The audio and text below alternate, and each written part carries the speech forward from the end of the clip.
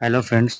BEd second year course 9 unit 1 second part है आकलन। पहले से पहले हम लोग पढ़ चुके हैं कि आकलन का क्या उद्देश्य होता है। सेकंड पार्ट है कि आकलन के अलग अलग प्रकार होते हैं।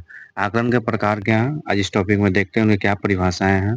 कुछ शिक्षा शास्त्री द्वारा अलग अलग जो परिभाषाएं दिए गए थे वो पार्ट 1 में हम लोग देखे थे। इस सेकंड है कि आकलन के क्या प्रकार होते हैं। आकलन को हम लोग दो प्रकार में बांटते हैं, एक शैक्षिक उद्देश्य के आधार पर बांटते हैं, दूसरा प्राकृतिक या क्षेत्र के आधार पर बांटते हैं।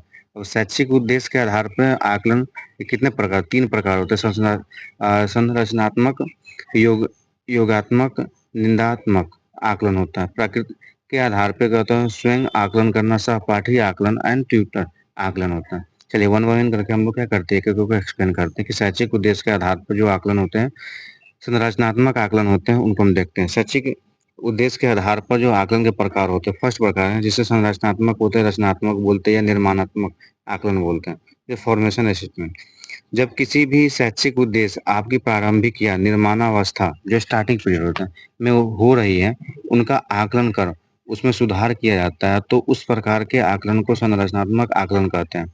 अर्थात किसी भी शैक्षिक योजना का आकलन उनकी प्रभावशीलता, गुणवत्ता, वांछनीयता या उपयोगिता के बढ़ाने के लिए किया जाता है। यह संरचनात्मक आकलन कहते हैं, जिसे हम लोग संरचनात्मक आकलन कहते हैं। संरचनात्मक आकलन किसी भी शैक्षिक योजना के अंतिम रूप देने से पूर्व किया जाता है। मतलब किसी चीज के बारे में हम किसी को डिलीवर करें उससे पहले क्या होता है, जैसे कोई एक टीचर होते हैं, किसी को पढ़ाने जाने से पहले खुद वो क्या करते हैं, एक पर्टिकुलर किसी चीज के बाद संरचना मतलब एक स्ट्रक्चर डिजाइन कर लेते हैं कि मुझे पढ़ाना क्या है, नहीं पढ़ाना, उनके बारे में डिजाइन कर लेते हैं, क्या सोच लेते हैं पहले ही। एक संरचनात्मक विधि द्वारा वो आकलन कर लेते हैं कि मुझे क्या बताना, नहीं बताना, मतलब पूर्व में ही, पढ़ाने से पहले ही पूर्व क्या करते हैं, अनुमान लगाते हैं। संरचनात्मक आकलन की विशेषताएं क्या होती हैं, उनकी निम्नलिखित विशेषताएं हैं। संरचनात्मक आकलन शिक्षकों को छात्र को समझ सीखने की जरूरत एवं पाठ्यक्रम के दौरान एकेडमिक प्रगति को आकलन के लिए किया जाता है। संरचनात्मक आकलन पाठ के बीच बीच में किया जाता है। रचनात्मक आकलन शिक्षकों को उन अवधारणाओं की पहचान पहचान करने में सहायता मिलता है जिसके समझने में छात्र की कठिनाइयाँ हो रही है हमें। रचनात्मक आकलन में छात्र और शिक्षक दोनों के लिए गुणात्मक प्रतिक्रिया शामिल होती है। रचनात्मक आकलन विद्यार्थी को यह जानने का अवसर प्रदान करता है कि उसे कहाँ सुधार की आवश्यकता है। मतलब रचनात्मक जो स्ट्रक्चर होता है उनमें कहाँ दिक्कत है, ये अगर उनको पता चल जाता है तो उसको क्या है, उसे काम करने की जरूरत है उस पर्टिकुलर टॉपिक पे।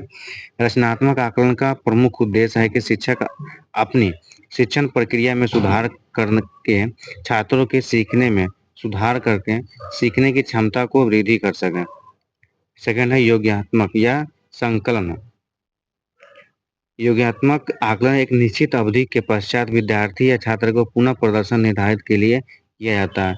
योगात्मक आकलन में छात्रों को ग्रेड या मार्क्स प्रदान होता है। जैसे किसी चीज के बारे में हम लोग क्या करते हैं, पहले सीखते हैं, सीखने के टाइम के बाद क्या होता है, उसके एग्जाम होता है। एग्जाम में क्या होता है, या तो ग्रेड मिलता है या परसेंटेज मिलता है या मार्क्स, जो भी हो, एक प्रोसेस, जिस प्रोसेस में होगा इससे पता है कि आपका क्या योग्यता है, मतलब कितना जानते हैं उस चीज के बारे में, जो उनके प्रदर्शन का स्तर को बतलाता है। योग्यता आकलन से भी पता चलता है कि वह अपने उद्देश्य की पूर्ति में कितना सफल है।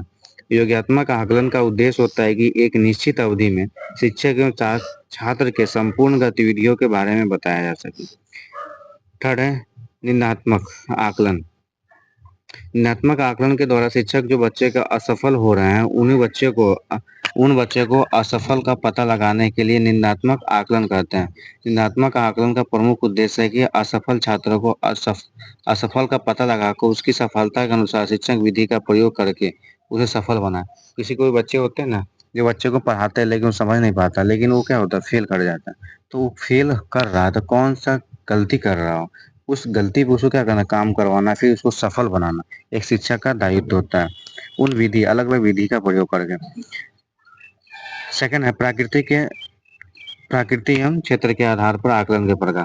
ये फर्स्ट ए पॉइंट हम लोग जो किए हैं अभी, किसी आकलन के प्रकार होते हैं जो शैक्षिक उद्देश्य के आधार पर, जो संरचनात्मक, ये सब कक्षा में होती है। संरचनात्मक मतलब पहले पढ़ाने स्टार्टिंग में जो बच्चे, टीचर क्या करे, बच्चे को पढ़ा रहे हैं, एक संरचना, एक डिजाइन करके सिलेबस का योग्यता मतलब योग्यता, किस बच्चे को कितना सीखा नहीं सीखा, उनकी योग्यता लेने के लिए क्या करते हैं हम लोग, टेस्ट लेते हैं। निंदात्मक मतलब ऐसे ही बच्चे जो क्लास में जो पढ़ा तो रहे हैं, डिलीवर कर रहे हैं कंटेंट को, तो कुछ बच्चे सीख लेते हैं, कुछ बच्चे नहीं सीख पाते हैं, तो जो फेल कर जाते हैं, उन फेल किया हुआ बच्चे को कहाँ पे वर्क करवाना है ताकि वो भी सफल हो जाए। तो ये निंदात्मक मतलब एक शैक्षिक उद्देश्य के आधार पर, ये प्राकृतिक के आधार पर हम लोग करते हैं।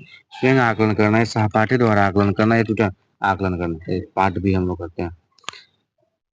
प्रकृति या क्षेत्र के आधार पर आकलन के प्रकार, स्वयं आकलन करना, सेल्फ असेसमेंट। स्वयं आकलन में छात्र कक्षा अध्यापक से जो सीख रहे हैं उसका आकलन स्वयं करते हैं। मतलब कक्षा में कोई टीचर आके पढ़ा रहा है तो क्या सीखा नहीं सीखा, खुद अपने अनुभव के अनुसार से वो क्या करते हैं, बच्चे आकलन करते हैं।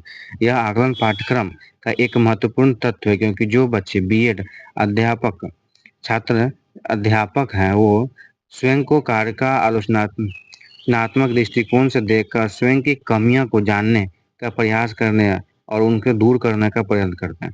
अगर कोई बच्चे को कुछ कमियां हैं तो कमियां को अगर वो पहचान लेगा तो उस पर क्या करेगा, वो वर्क करके उस कमियां को दूर करना, ताकि फिर से दोबारा वो प्रॉब्लम उसको ना हो।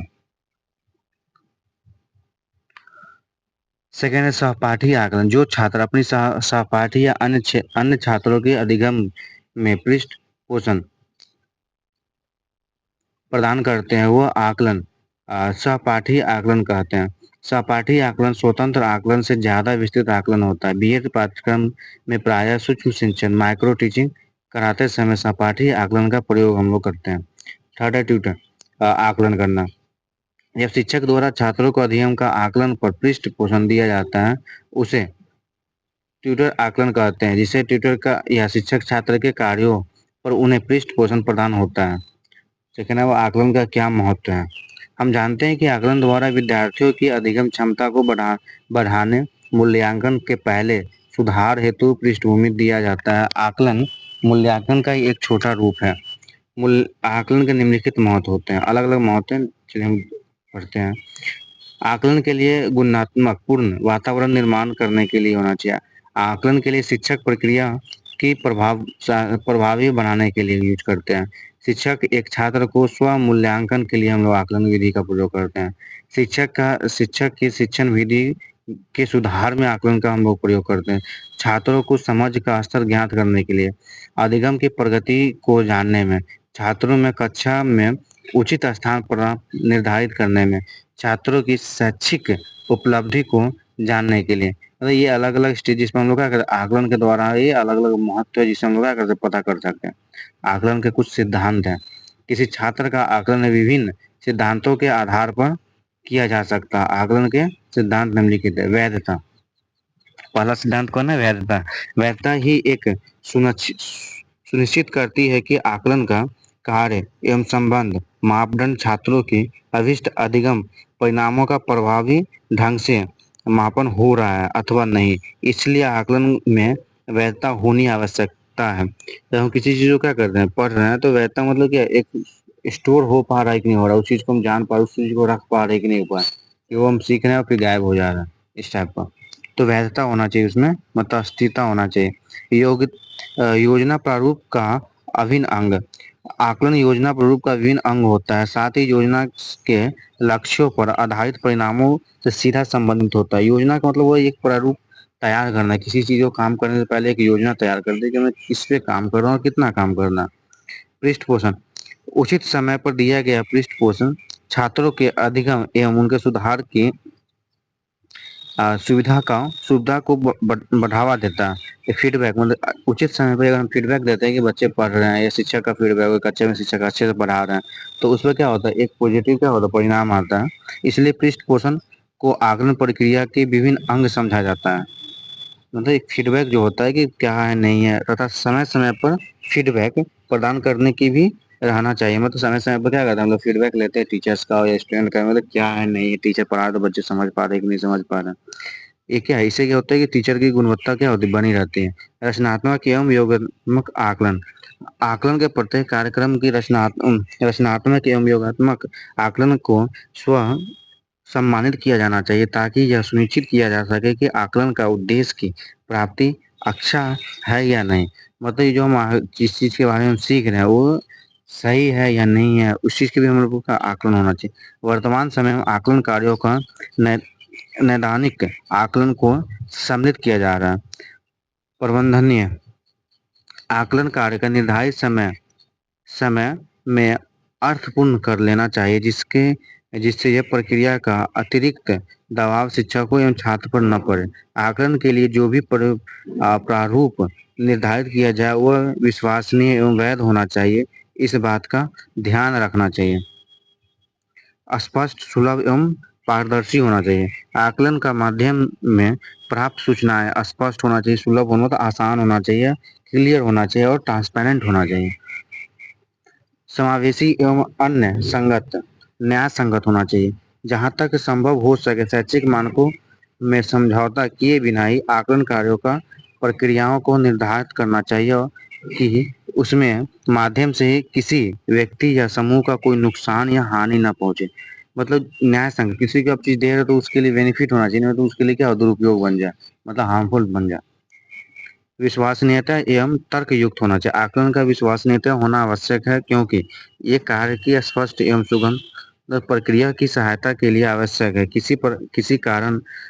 इसी कारण से आकलन का विश्वसनीय एवं तर्कयुक्त होना आवश्यक है। मतलब हम जो आकलन कर रहे हैं वो सही भी होना चाहिए, तथ्य होना चाहिए, उनका एक परफेक्ट होना चाहिए। चलिए इस क्वेश्चन का निष्कर्ष लास्ट में लोग देखते हैं क्या होगा, कंक्लूजन। उपयुक्त विवरण से यह स्पष्ट होता है कि शिक्षण की प्रक्रिया में शैक्षिक उद्देश्य एवं लक्ष्यों की प्राप्ति के लिए विद्यार्थियों द्वारा अर्जित ज्ञान एवं कौशल को जानने एवं परखने के लिए वर्तमान समय में आकलन का भी प्रयोग किया जा रहा है। मतलब अभी के समय में हम लोग क्या कर रहे हैं, कक्षा में टेस्ट लेते हैं, बार बार मौखिक होता है, लिखित होता है, तो लेकिन एक आकलन विधि का ही हम प्रयोग करें कि बच्चे को जो हम पढ़ा रहे हैं बच्चा क्या सीख पा रहा है, उनके अधिगम का विकास हुआ या नहीं हुआ, वो सीखा या नहीं सीखा।